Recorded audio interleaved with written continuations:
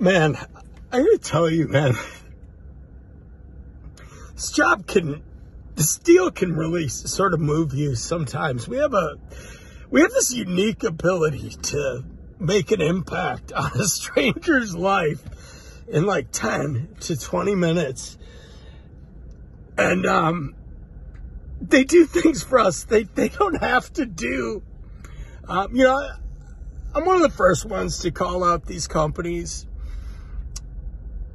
for some unfair practices, some manipulation, some deviousness. They are businesses. They're corporations.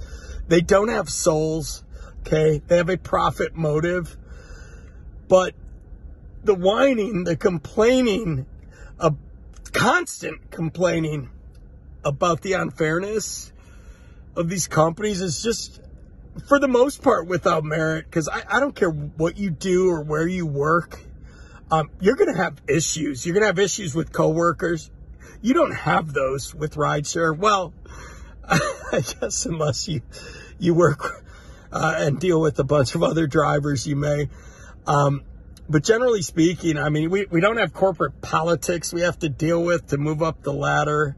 And there are drivers I know who do very, very well at this, and they use it as a primary source of income. I just took a ride with a former local. I could tell things were a little off. She flew in from Oregon and happens to live in the city of Coos Bay, where I spent a summer in college selling books door to door. So we had an instant rapport and connection. And I told her about how Steve Prefontaine was one of my heroes in high school, because I ran track and cross country. I know you can't tell that now.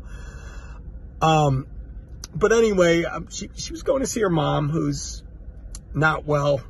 It was a 12-minute ride from the airport. I don't know. It took me 5 minutes to get there. She was at my spot within a minute or two. I've actually never had this happen. I'm not someone who looks at money when it's handed to me. I always say, hey man, thanks for your generosity. I really appreciate you. And it's heartfelt. And I don't care if it's $2. It's $2 they didn't have to give me. I don't look at it though. And I unloaded her luggage and got it up to the door. And she asked me if I had change or if I had a 5. And I said, yeah, sure. This is why I keep cash in my car too. Sometimes people ask for change. So she handed me a bill that was folded like at the liquor stores. And I just, I put it in my pocket, pulled the thing up on her suitcase, and walked around, shut my trunk, and pulled it out of my pocket to put it where I keep my cash.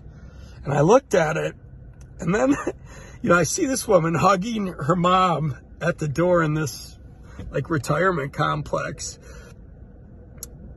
And I'm thinking to myself, why are some people just so nice when they don't have to be? Is this the biggest amount of money I've ever gotten? No, but this is someone who's here under circumstances that, generally they're not in Vegas, especially those of us who work the resort corridor. We're here helping people find their fun, creating some excitement, entertainment, whatever you do to hopefully make their stay better, and be an ambassador for this town. But it doesn't matter. Any car, any day, any vehicle type, anywhere, really.